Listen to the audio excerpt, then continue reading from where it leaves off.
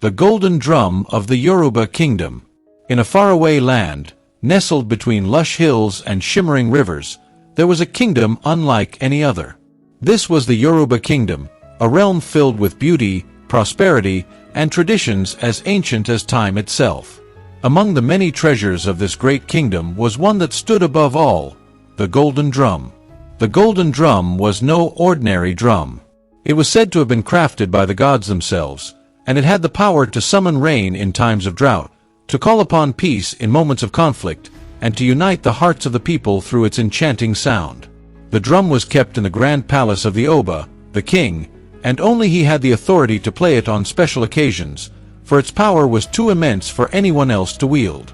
Now subscribe to the channel, share the video, like and turn on the notification bell to get notified for another video. Story continue. The Oba of the Yoruba kingdom, Oba Adeyemi, was a wise and just ruler. He ruled his people with kindness, and under his reign, the kingdom flourished.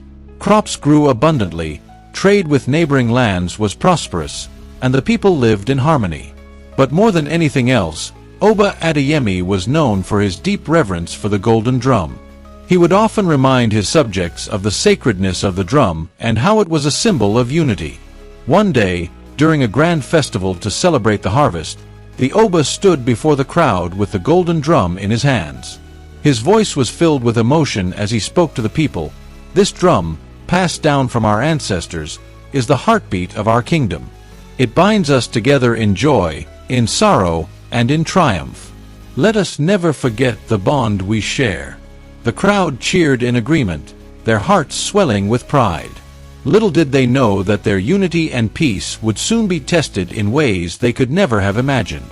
A few months after the harvest festival, strange things began to happen in the kingdom. The rains that usually nourished the land ceased, and the once green fields began to wither.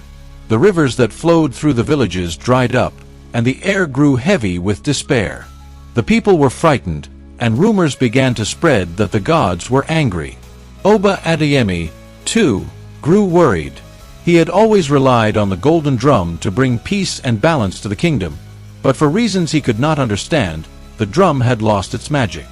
No matter how many times he played it, the skies remained barren, and the people's cries for help went unanswered. As the drought worsened, so did the tension in the kingdom. People began to bicker over scarce resources, and soon, rival factions emerged. Some accused the king of failing to protect them, while others believed that dark forces were at work. The unity that had once defined the Yoruba kingdom was crumbling before their eyes. In his desperation, Oba Adeyemi summoned the kingdom's greatest priests, diviners, and wise men to the palace. They all gathered in the royal court, hoping to find a solution to the crisis. After days of consultation, one of the oldest priests, Baba Ifeimi, stepped forward. "Oba Adeyemi," he said, his voice slow and deliberate, "the golden drum has lost its power because it has been tainted by greed and pride. The gods have turned their backs on us because we have forgotten the true meaning of unity." The king listened intently, his heart heavy with guilt. Had he, too, forgotten the sacred bond between the people and the gods? Baba Ifeimi continued, "There is only one way to restore balance. You must embark on a journey to the sacred grove of the gods, deep within the forest, and seek their forgiveness. Only then will the drum's power be restored." Oba Adeyemi knew that this journey would be dangerous, for the forest was said to be filled with spirits and creatures unknown to man. But he had no choice. For the sake of his people and his kingdom, he would face whatever trials awaited him. The next morning, Oba Adeyemi prepared for his journey. Dressed in simple clothes and armed with nothing but his courage, he set out alone, leaving the palace behind. The path to the sacred grove was long and treacherous, winding through dense forests and rugged terrain. As he ventured deeper into the heart of the wilderness, he encountered strange sights and sounds, whispers carried by the wind, shadows dancing in the corners of his vision. Now subscribe to the channel, share the video, like and turn on the notification bell to get notified for another video. Story continue. Days passed, and Oba Adeyemi grew weary. His body was weak from hunger and exhaustion, but he pressed on, determined to save his kingdom. On the 5th day of his journey, as the sun dipped below the horizon, he finally arrived at the entrance of the sacred grove. The grove was unlike anything he had ever seen. It was a place of immense beauty, with towering trees whose leaves shimmered like gold, and streams that glowed with an otherworldly light. At the center of the grove stood an ancient stone altar, and there, waiting for him, were the gods. They appeared before him in the form of glowing orbs of light, their voices soft yet powerful. "Oba Adeyemi," they said, "you have come seeking our forgiveness, but the sins of your people cannot be erased so easily. You must prove your devotion and willingness to sacrifice for your kingdom." The Oba knelt before the altar, his heart pounding in his chest. "I will do whatever it takes to save my people," he vowed. The gods remained silent for a moment before speaking again. "Very well. To restore the power of the golden drum, you must give up what you hold most dear." Oba Adeyemi's mind raced. What could the gods mean? He had already sacrificed his comfort, his safety, and his pride. But as the weight of their words sank in, he realized what they were asking of him. His most precious treasure was not gold, not his kingdom, but his only son, Prince Aderoju. Now subscribe to the channel, share the video, like and turn on the notification bell to get notified for another video. Story continued. Oba Adeyemi returned to the palace, his heart torn in two. Prince Aderoju was the light of his life, a boy of 16 with a kind heart and a brave spirit. The people loved him dearly, and the king had always dreamed of passing the crown to his son one day. But now, the gods demanded that he give up his son to save the kingdom. Days passed, and Oba Adeyemi could not bring himself to make the decision. He knew that without the golden drum's power, the kingdom would fall into ruin. But how could he, as a father, sacrifice his own flesh and blood? Word of the king's dilemma soon spread through the kingdom, and the people grew anxious. Some believed that the king should give up his son for the greater good, while others argued that no father should be forced to make such a choice.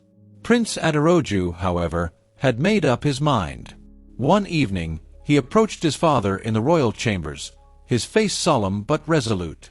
"Father," he said softly, "I know what the gods have asked of you, and I have decided that I will go to them." Oba Adeyemi's eyes filled with tears. "No, my son. I cannot ask this of you. But you are not asking, Father. I am offering myself willingly.